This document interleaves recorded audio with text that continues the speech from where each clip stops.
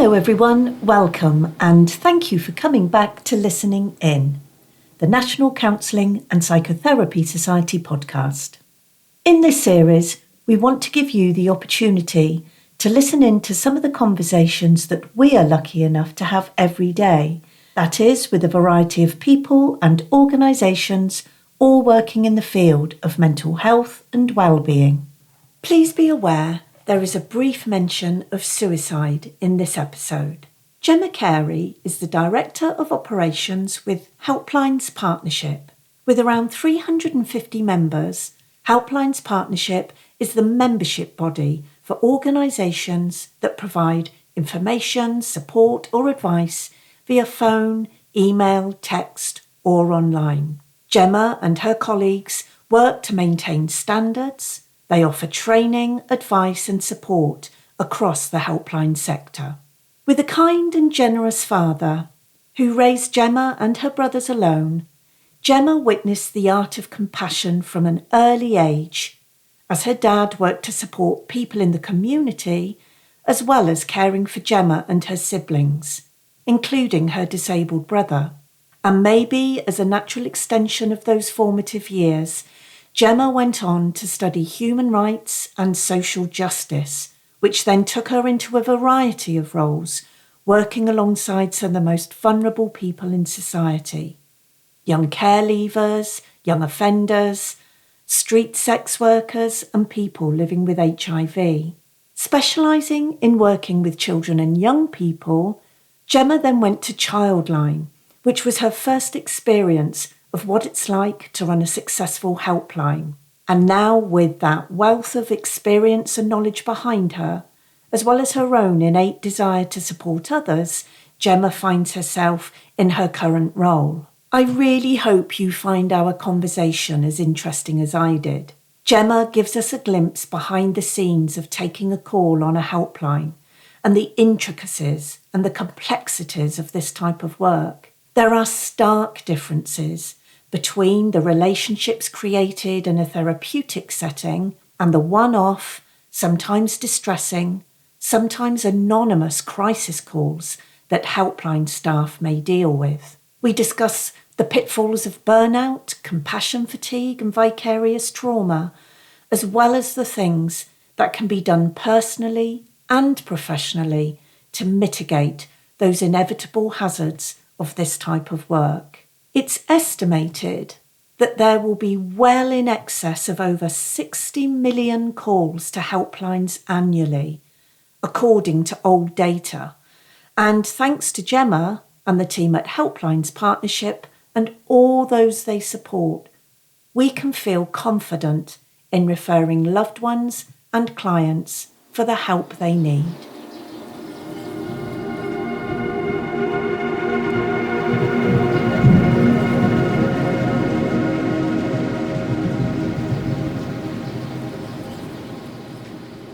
I think there will potentially be many people listening to this that have not necessarily aware of Helplines Partnership. So before we go into anything else, is it okay just to ask you like a brief overview of what Helplines Partnership is and what it does? And then we can sort of come into more personal, looking at, how you've ended up doing your work with them. So, yeah. So, Helplines Partnership are basically, in a very kind of brief way of explaining it, are a membership body for all helplines across the sector. Now, so we currently have around 350 members, and although they are members of ours, that doesn't mean we don't work with other helplines outside of our membership, because we are considered as voice of the sector.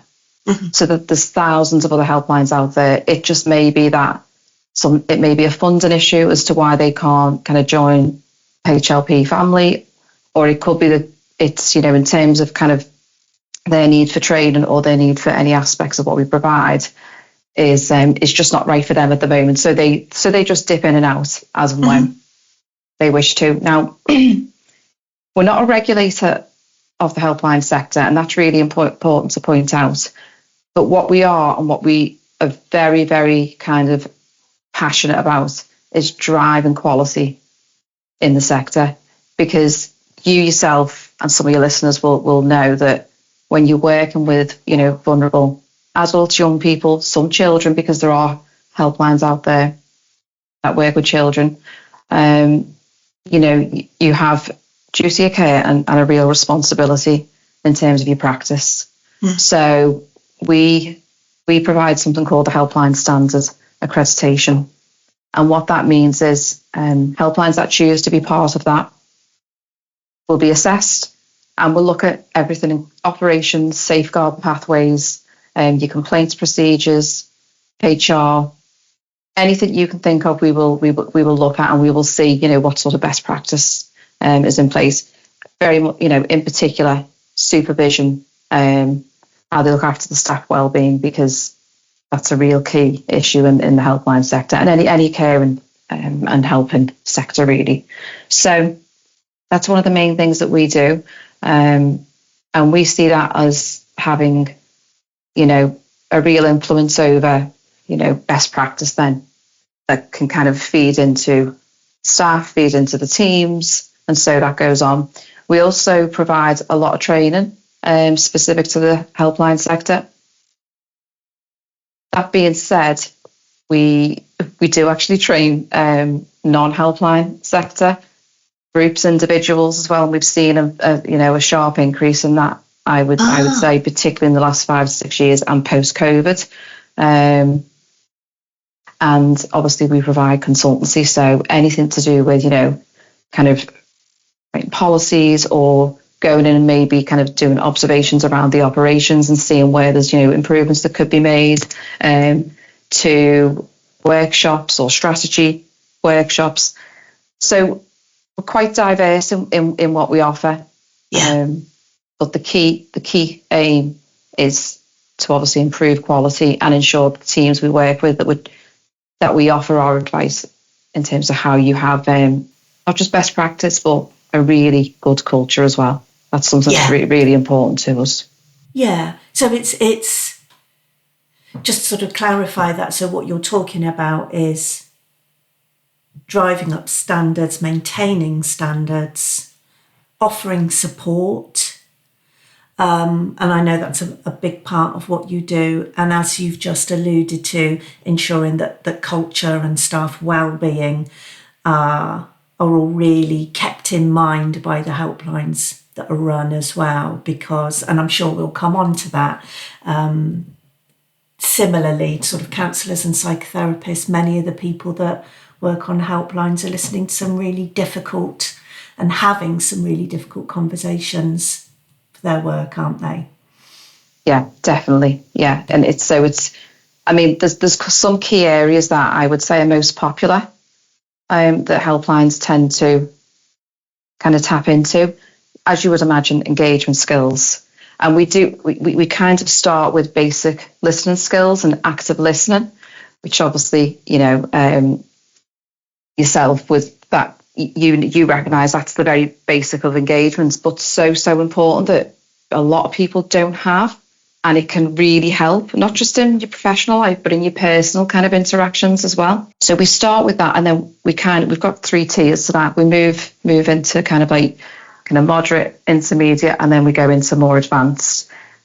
Where it's a little bit unique with the helpline sector is this is kind of catered around the types of calls and the types of interactions that you may have. So if you have face-to-face interactions, you have the benefit of, the tone of somebody's voice, but you also you can see the face. You can pick up if something is amiss, or, nuances.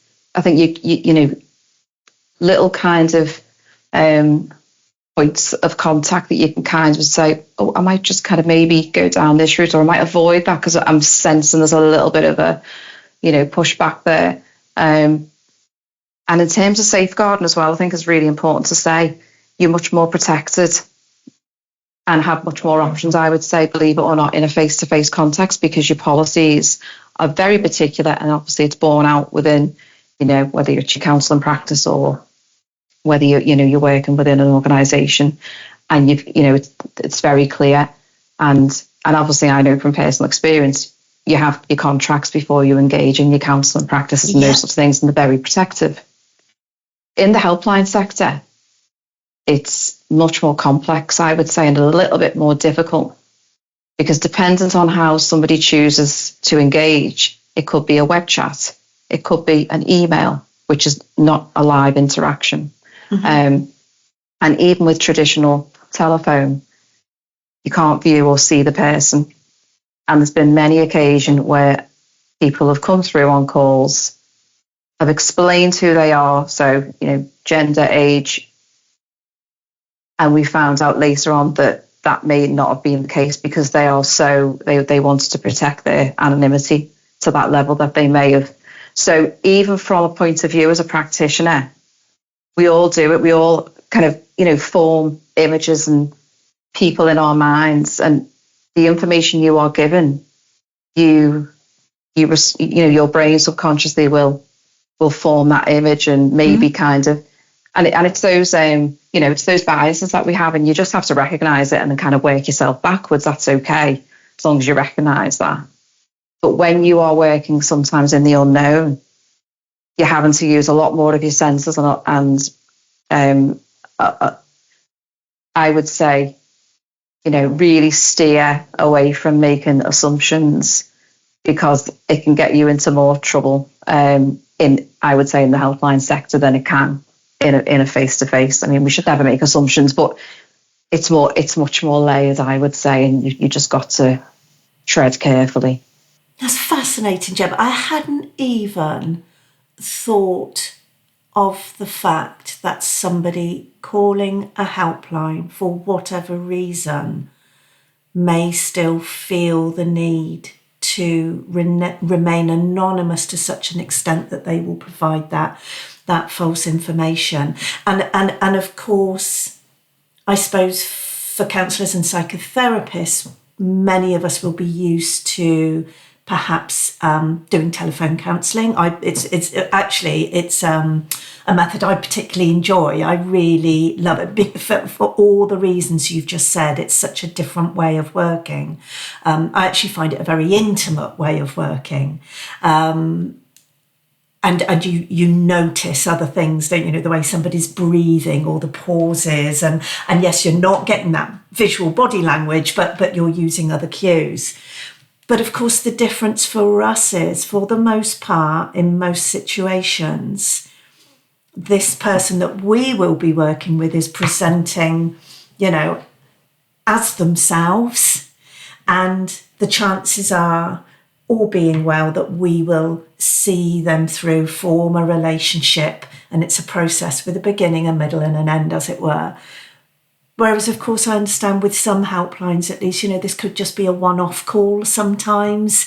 It's not necessarily this relationship building. And so, how different that is, and that safeguarding is that you describe, and that understanding that who you think you're talking to may not be exactly who is on the other end of the phone. That's so interesting. Yeah. It changes again when you go to web chat as well, and everything that you are taught, so reflective listening, you then have to explain to the volunteer or staff member, okay, I want you to now unlearn that section somewhat, because if you use too much reflection in a web chat, you sound like a robot. They think you're a chatbot, that you're picking up on the words and you're just reflecting back. So you have to use it sparingly, sensitively, carefully. And so this is where there's this misconception about, people may think that if you work on a helpline and you're one of the counsellors on a helpline, that actually your skill set level is low. It's actually really high. And it's, ongoing training is so important, because you are dealing with people at their most vulnerable. And, if you think about, one of the things that I would love to really get into is much more research and data around helplines, because there's not a lot that's been done. And there was some done in, I think it was 2011, where it was reported that there was 60 million calls taken in a year alone across the helpline sector. Now, if you think that's 2011 and what we know about COVID and what we know about non-traditional helplines. So when we talk about non-traditional, we talk about call contact centres in the commercial sector, solicitors, construction, you name it. We have seen a huge shift and an increase in those sorts of sectors are starting to experience high levels of crisis calls and suicidal calls. And I think in 2019 it was 55% of helplines alone, so that's not even including all of that commercial sector, reported an increase in crisis calls and suicidal calls. 55%. That was 2019. I would say if research was done now, that would be up again. I know it would be because you get a sense, obviously, the work we do with helplines. And I think working in a helpline and, you have to be prepared for all sorts of situations. I recall supporting a counsellor who's a volunteer, but receives lots of training, lots of input. And they were on a call and there was a young boy and he wished to end his life. So you're trying to, you're trying to keep that young person engaged. You're supporting the counsellor to do that. They may, in that moment, freeze a little. It's a new experience for them. They feel tension. I could sense there was tension in the body. So even something as simple as putting my hand on the shoulder and trying to, ground them, be aware of your body, I'm writing little notes, you tense your body, breathe, try to relax your shoulders, and just that touch can sometimes, practical kind of sensory things can help.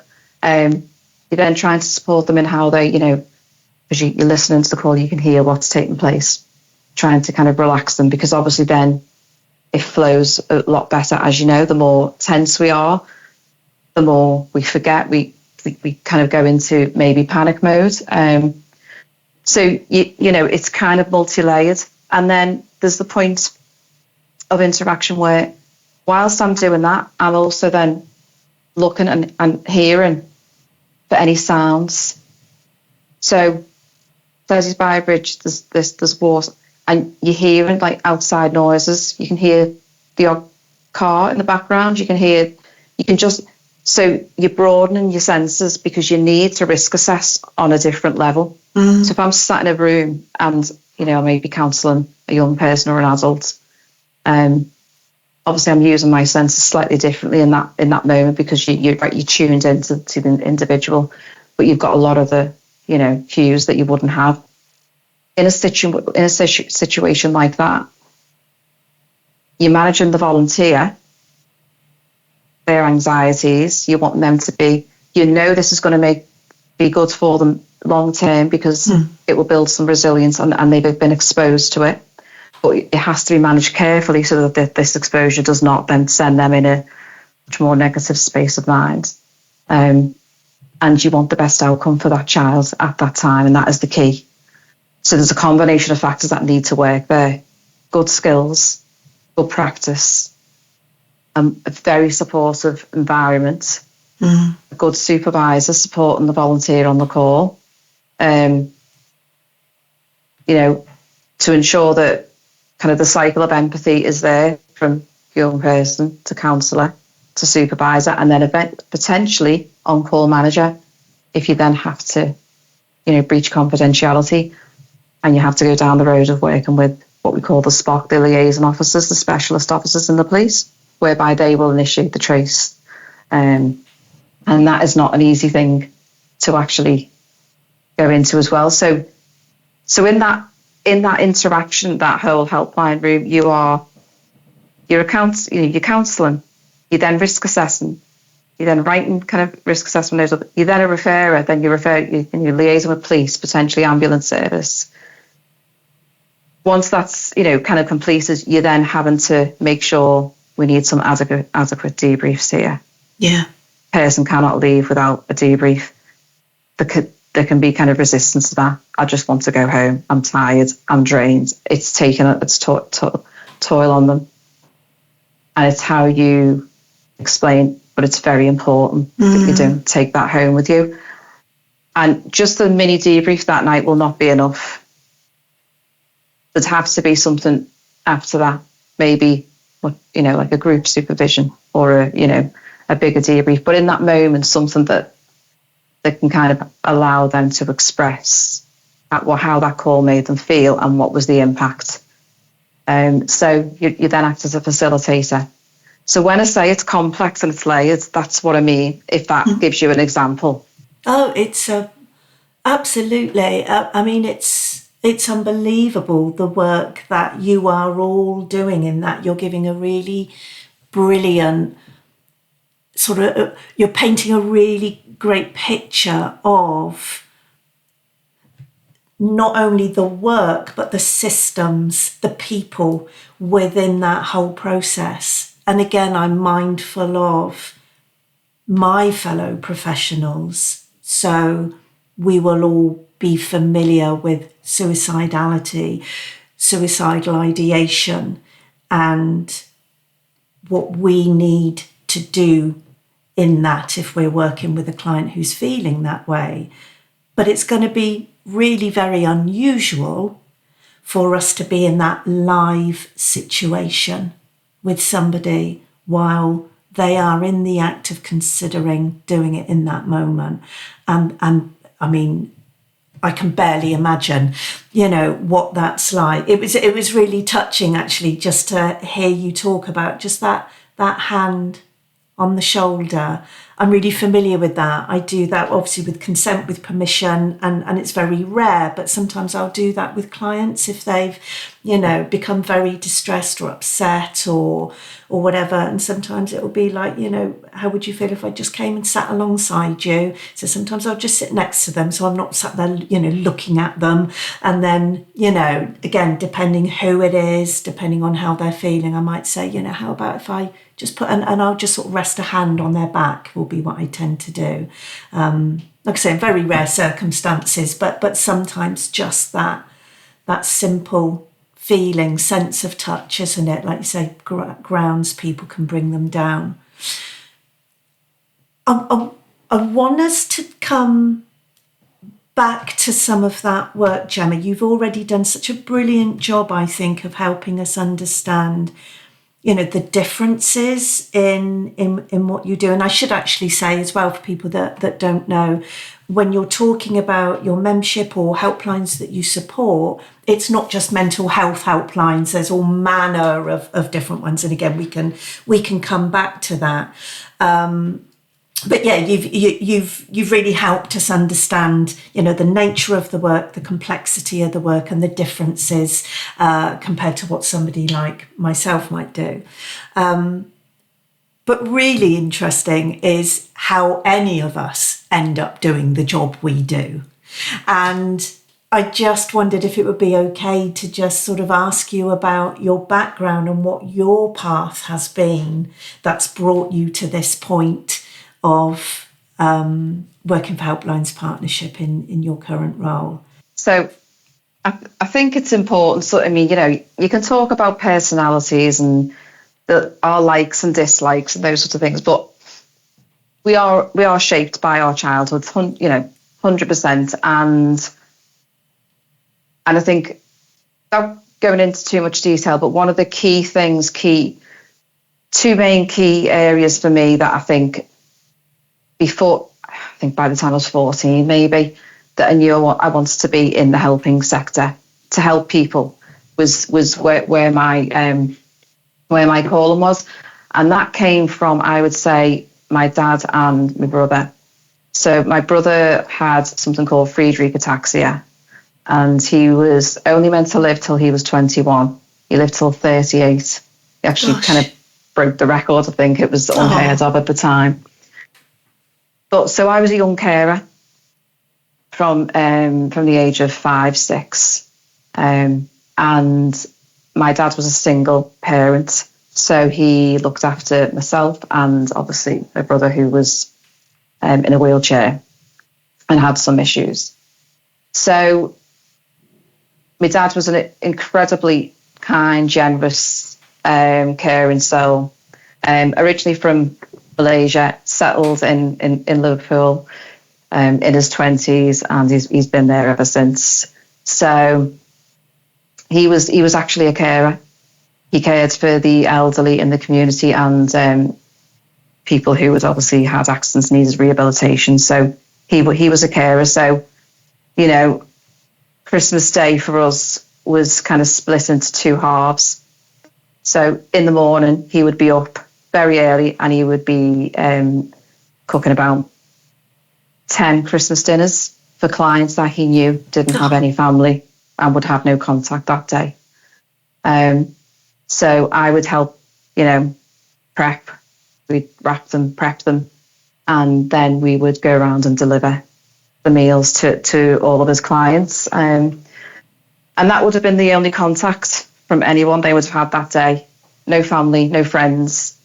But he was a great cook as well, fabulous cook. So, that's how he showed his kind of, he showed his love through food as well. So we would deliver the food round. We'd spend a little bit of time with each of them, and then only when we got home at 2-3 o'clock in the afternoon would our Christmas day begin. Then, so then he would be back in the kitchen, and he would cook whatever he was going to be for us, and it was much more chilled. So I think from an early age, my dad instilled really good values into me, and something I've always lived by. I don't have a religion, but if you were to say, what do you live by? My values is what drives me, and that's kind of my ground and my cornerstone as well. So I think it was inevitable. I kind of went down the path of social sciences, psychology, that side of things. And then from that, I didn't want to be a social worker or, a specific role. I wanted something much more diverse, and I wanted to be exposed to diversity because that's my whole life had been, kind of geared that way. And I just felt as though it made you a much more rounded person and give you a much more rounded worldview as well. And not that there was anything wrong with a single profession. It just wasn't the path for me, and I knew that early on. So I began my master's in criminology, human rights and social justice because those things, again, it fed directly into my values. So justice and, equality and fairness for all was something that was really key to me. And I was on my way to being a criminologist or a forensic psychologist. That's what I was considering at the time. But something happened during my master's. I took a major in children and mental health, and that was it. Then that was kind of diverted off into that section, and it's something that stayed with me. So children mental health and obviously child protection is ran right throughout my career. It's something I'm really passionate about. So from there, left university, put myself in various kinds of, sessional style roles. Went to a support, housing scheme, and there was actually a large proportion of Schedule 1 offenders. So I was 21, and I was working with high-end Schedule 1 offenders. So, people that very dangerous, very complex. But learned a lot and had some experiences there. And I know we've discussed this before, but one of my passions was I volunteered at a HIV charity, and I did that for 7 years alongside any study or any job I had. And again, it's one of those, a group that's marginalised in society, but a lot of misconceptions around that. And I think it kind of directly related to the sense of social injustice and, those that are kind of misinterpreted. So yeah, I did that for 7 years. I then also went out and did some outreach work with street sex workers. And then I fell into running a supported housing scheme for young care leavers in particular. And the 5 young men that I worked with over a 2 to 3 year period, there was one young man was dyspraxic, one had mental health conditions, but that was linked in and triggered by excessive ecstasy use. Okay. So we always say, obviously, drugs don't create mental health conditions, but they can act as a trigger for anything that potentially may be underlying, or because it's our brains have, got different chemicals, and you are putting chemicals essentially into your system, and it modifies the brain, or can do.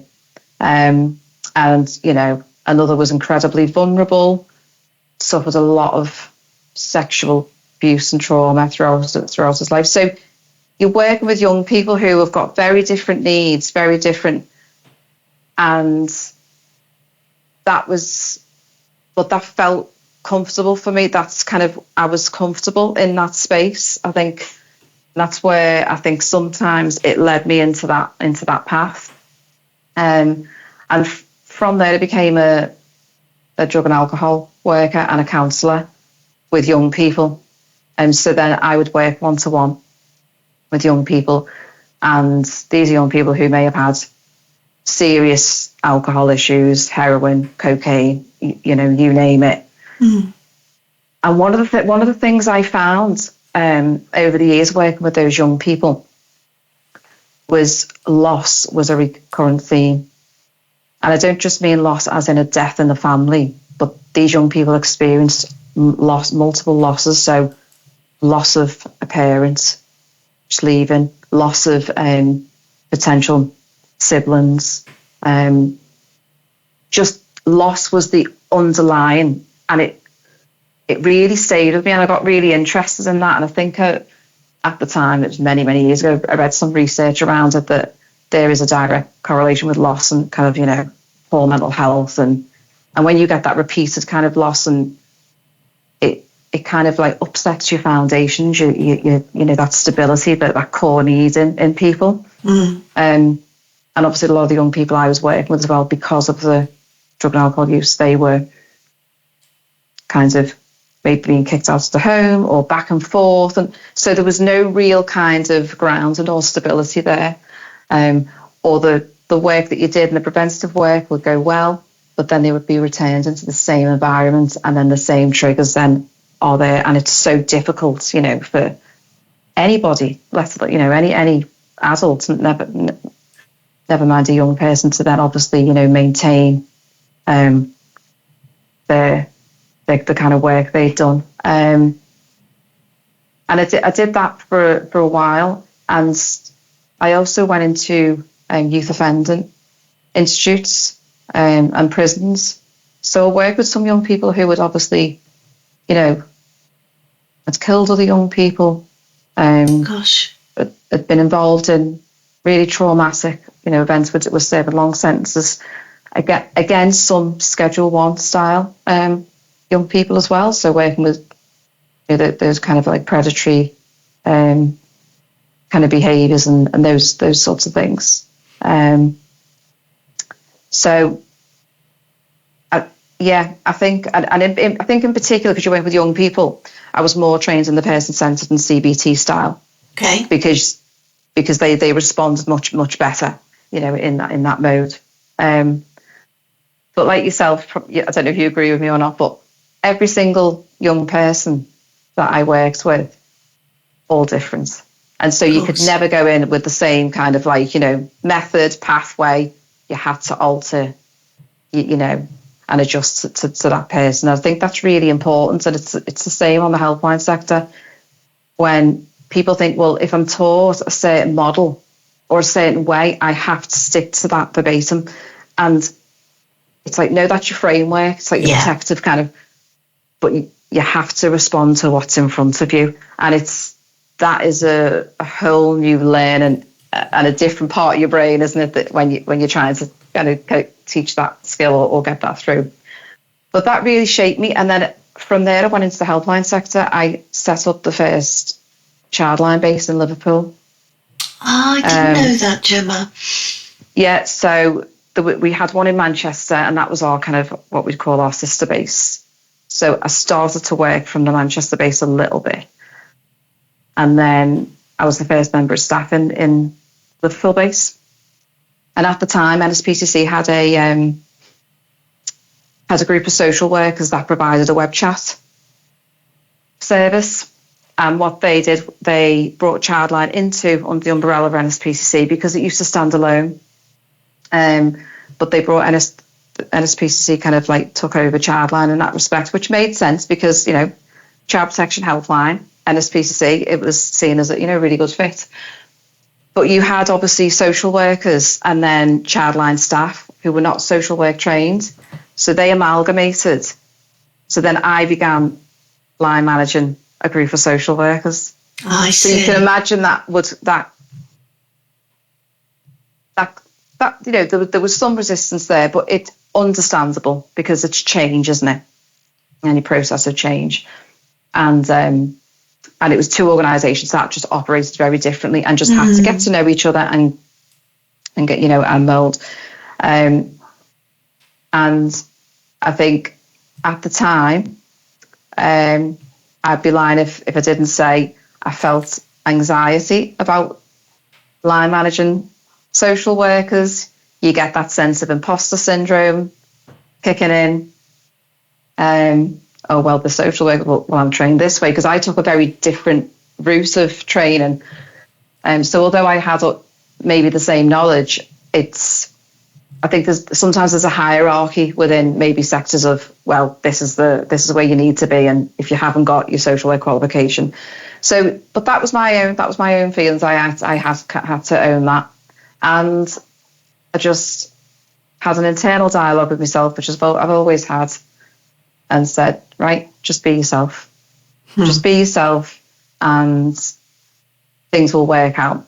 Be yourself, have your boundaries, be empathic, be understanding.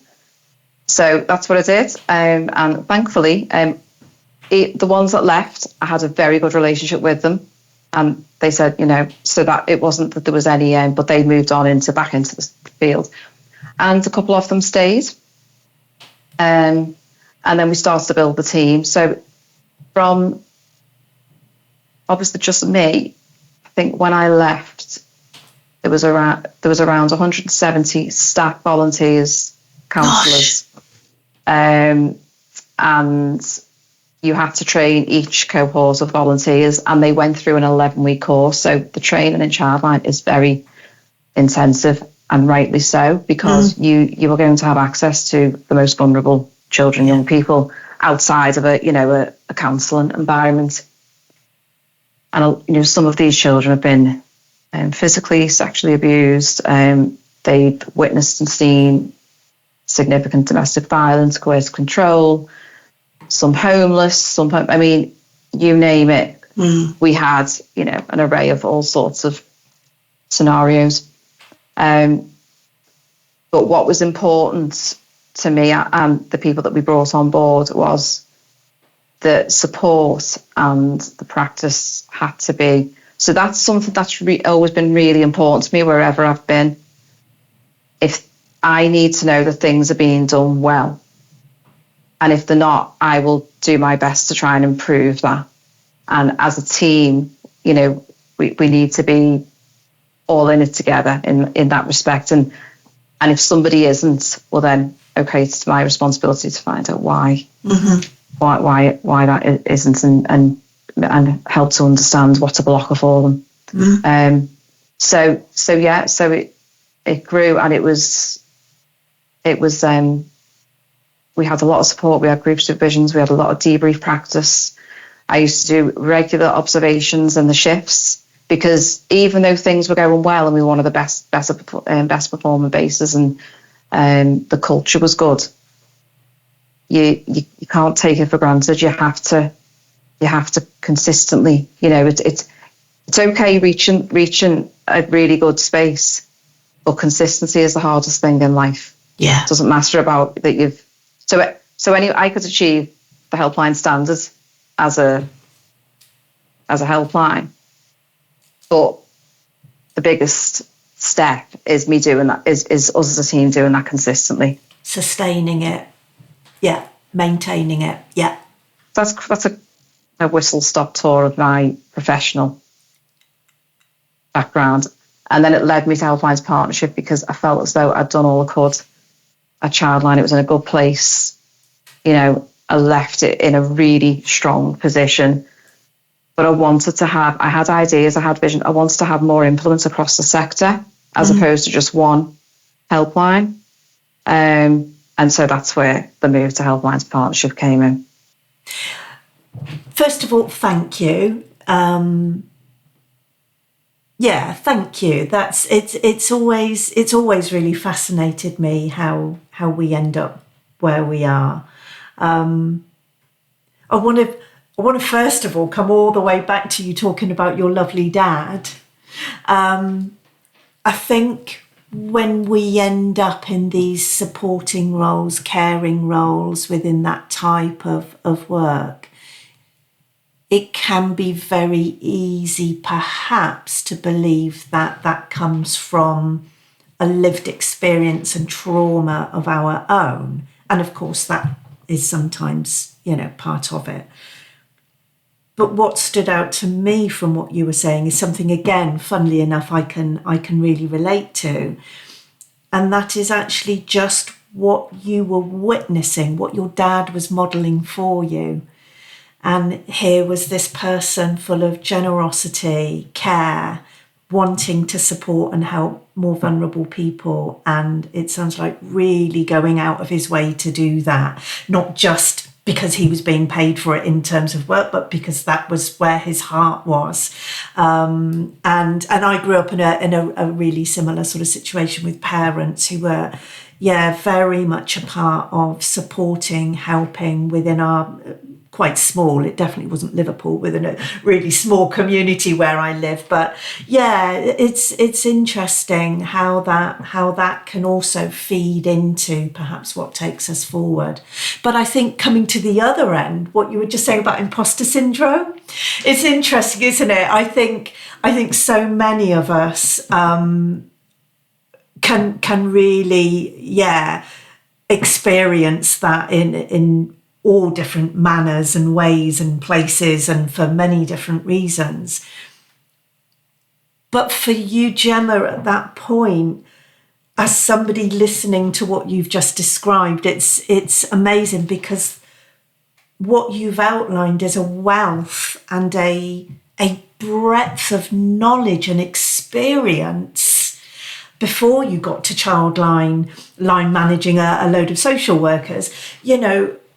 Goodness, the things you must have learnt and experienced and witnessed in all those different forms of work that you had done, voluntary, paid, whatever it was, must have got you to this point of such great understanding and actually empathy as well.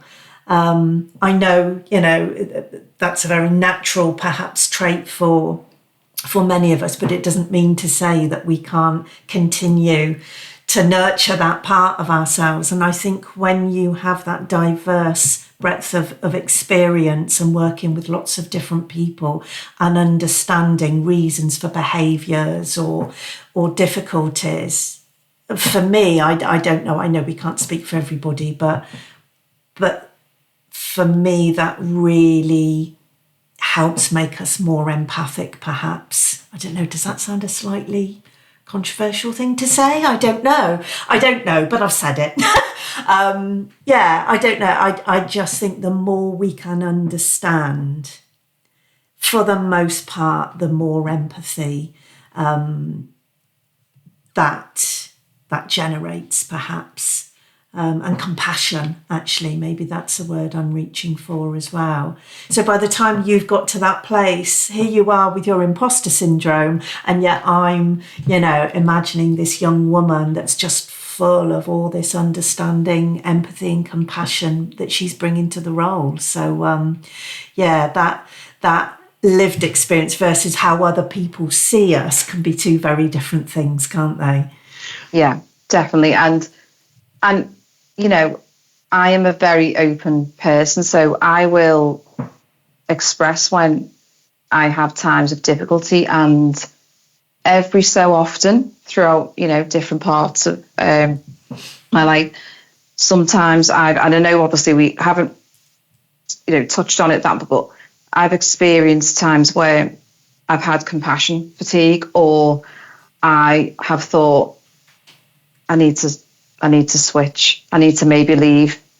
And it's not that I need to leave. I kind of take myself through a process, and what I need to do is refuel, re-energize, look after myself, and kind of come back. Because when I do that, the passion hasn't gone. It's just been laying dormant, and then something will trigger me, and I'm like, oh, and then I'm straight back into that energy is there, so the care and I haven't got a choice about that, Faye, and it's going to sound strange, but I don't have a choice about whether I care.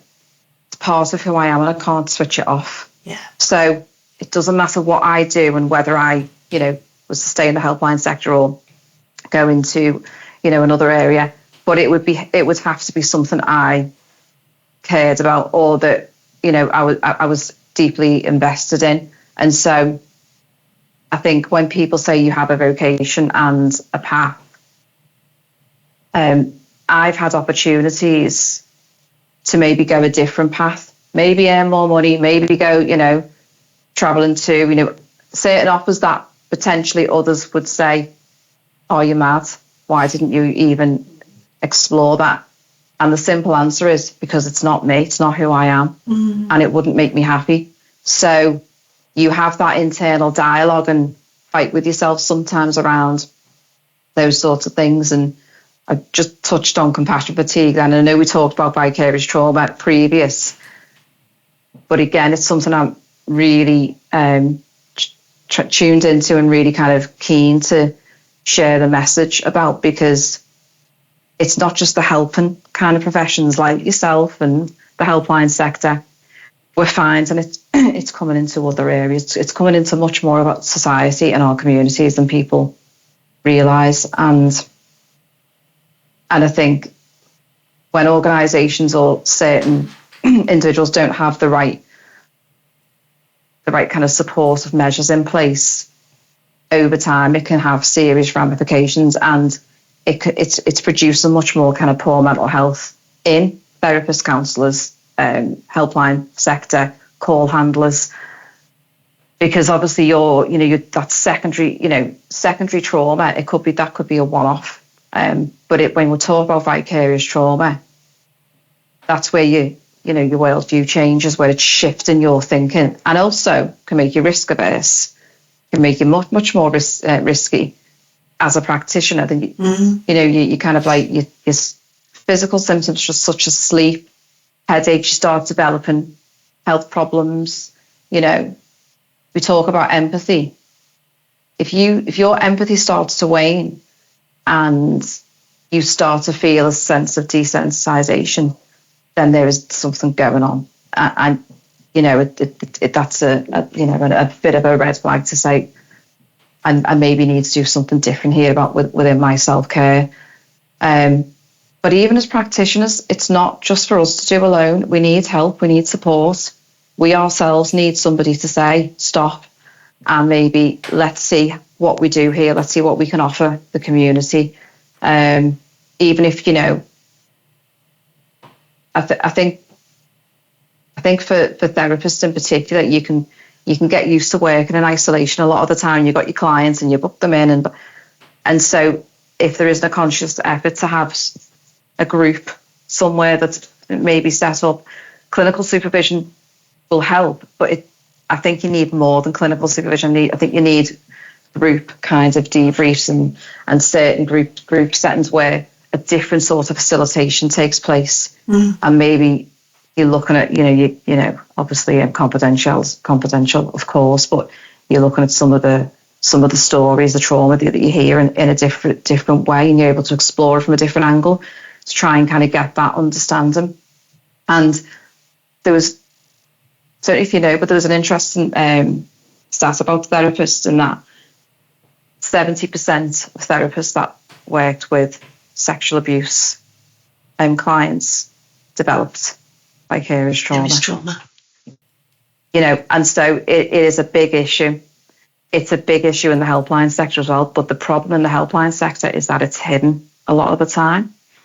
And unless you have measures in place, debriefs, briefings, obviously then, other further support for people after that, it can become a problem. And then what that can lead to is high, risk situations and potentially then putting not just themselves but the caller more harm. Exactly that. And so it, and obviously that, yourself, you can understand that as well. So I don't think it's talked about enough in the wider society, and I think it should be, because I think if you have a less empathic, burnt out, stressed helping sector, then we're just going to see more of a mental health crisis than we already have now in the future. It will not get better. And we always say prevention is key, but sometimes the way in which policies and the way in which, kind of the government may react to certain things, it's very reactive as opposed to preventative. And I just think if we don't really understand and take this seriously, I just think, it's not going to send the kind of helping sector in the right direction. You need well practitioners in order to help people, facilitate their own wellness journey and get to a place that they feel they're able to cope, they can develop resilience. But if you're looking across, if you're across a telephone line or a web chat or a face-to-face, and you can see the person that's meant to be facilitating and, helping you, stressed, poor mental health, kind of, taking on that kind of trauma, then it's not a good long-term situation to be in as a society, is it? Gemma, these are all, it's all such good points, and I couldn't agree more that perhaps it's not only not spoken about enough, but maybe not recognised enough. And what I mean by that is, so it's not just about having, and actually in my mind, I'm thinking of both compassion fatigue, which was such an important point to raise, as well as vicarious trauma. And I think we also need, again, depending on where you are working, your supervisors, your line managers, the people that are looking out for you, to understand enough themselves to spot the signs of these things. Because I think what we can run risk of, and you use the word yourself, I was going to come to it, and then you did mention it as well. I think sometimes we use the word burnout too broadly. We tend to just sort of perhaps run risk of just applying it to everything. Somebody's tired, somebody's struggling a bit, somebody's perhaps not, living up to their own best practice, what they know they can do. And we call it burnout. But actually, burnout is just this broad term for so many other much more important, much more insidious types of experience that we're going through. And of course, vicarious trauma is absolutely one of those.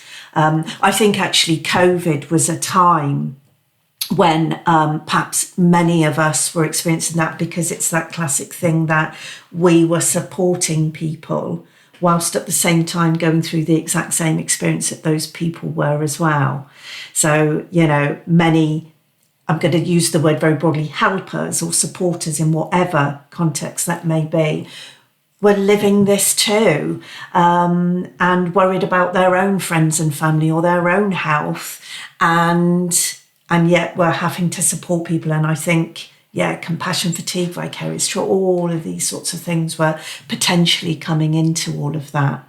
It's so important. Maybe there's another conversation for us to have, another episode to record that's just about that in more detail, and something obviously the people that you support and work with, as well as counselling psychotherapist practitioners in their own right, are all experiencing in different ways. I'm really conscious of the time. Oh gosh, and there's still a million questions I want to ask you. I mean, first of all, just to say what's really important. We know now, we've been doing this for a year, and we know there's all manner of different people that listen to this podcast. I suppose we thought, and it probably is a majority of counselling practitioners, but we know actually it's reaching much wider than that. So first of all, just to say that Helplines partnership for people within my profession or other people, is worth checking out, because we will often be signposting, referring people to those that know their particular sort of diagnosis or experience, thing that they're struggling with, inside out, and we can signpost them to helplines for support or support out of hours when we're not working. And so the Helplines partnership is a great place to go and find those helplines that that you're helping support. But actually, I think what I want to come back to most, if that's okay, is just on the back of what you've just said. So you've talked about caring for ourselves, and that not just being a luxury or something we might do, when we have a moment, but prioritising that, because that's not just for us, that's for those people we support too. There's that knock-on effect. So perhaps a nice question to end on is what you do, if that's okay to ask. What do you do to look after yourself, Gemma? Because you helped us understand perfectly earlier on that there are so many people that you're supporting, your own colleagues, through to the helpline staff, and again, steps removed, the people they're supporting. So what do you two do in your time out to unwind, ground yourself, take care of yourself, re-energise? So for me, I do go to the gym, but in particular, I weight train. Okay. I find, because we're all different, and so what might work for me might not work for you. But Of course. But when I weight train, I can feel I need a physical kind of, something that's really pushing my boundaries. I'm not a runner. That's not for me. You wouldn't see me do a marathon. However, weight training and kind of music is really important to me. I've always been a music person. Quite eclectic music, but I like a lot of dance music as well. I do like all sorts of different, like jazz and all sorts, but I like, so dance music, weight training, that really helps me. And I make sure I create space. So yeah, I've got 2 children, I've got a busy life, but I will ensure I'm up 2-3 mornings. So when I drop my daughter off at school, I will go straight to the gym, and that is my time. And I take that hour out. Don't look at my phone. The other thing I don't tend to do of an evening, I will put my phone to the side. I will not sit there and scroll. I would say that's a really important thing to note that everybody could maybe try and do, because I don't think when you get into that habit, it really has an impact. So I don't engage with anything like that of an evening. And I think for me as well, I have a constant dialogue with myself. I surround myself with good people as well.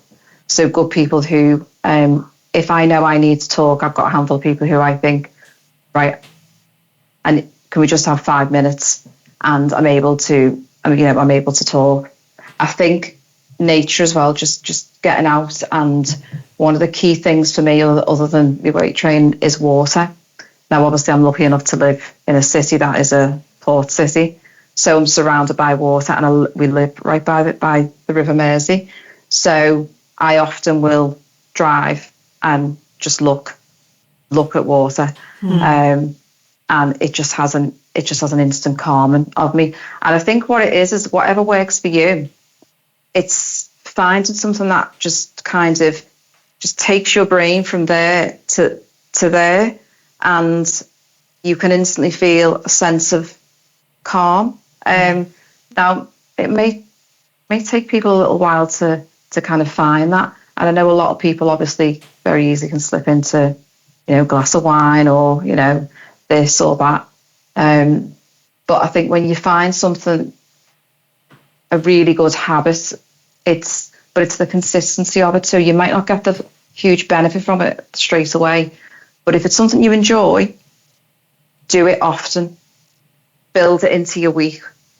And I notice the difference if I don't have, my training sessions, if I don't kind of like take myself by water, or if I don't take any time out for myself outside of the family. And see, that it's another key thing. It's important for you to admit and say to yourself, I need space from my family. Yeah. That is okay to say that, but I think a lot of people feel a responsibility, or it's one of those unsaid things again of, I must be there 24/7 all of the time. Well, no, it's not good for you, and it's probably not good for them. So Absolutely. It's okay to take some time for yourself, whatever that may be, and have that consistency throughout your weeks, because it's the consistency that keeps you well and builds your resilience, I think. It's the quality, isn't it, of the time we spend with people, not necessarily the quantity. There's nothing I can argue with anything that you've said there. When you were talking about the glass of wine or just the scrolling on the phone, which I'm, hold my hands up and do a bit of both of those as well. But I always remember a colleague I had many years ago, and he always used to talk about the difference between relaxing and collapsing, as he used to put it. And he used to say, most people, what they describe as relaxing, they're just collapsing. It's, having those few drinks, or it's just the mindless scrolling on the phone. Whereas he said relaxing is something much more mindful and something that you are making a conscious decision to do. All of those things you've just described that nurture and nourish you, and yes, may take even a little bit of effort, but that effort leads to a sense of well-being, calmness, and charging those batteries. So, thank you for that.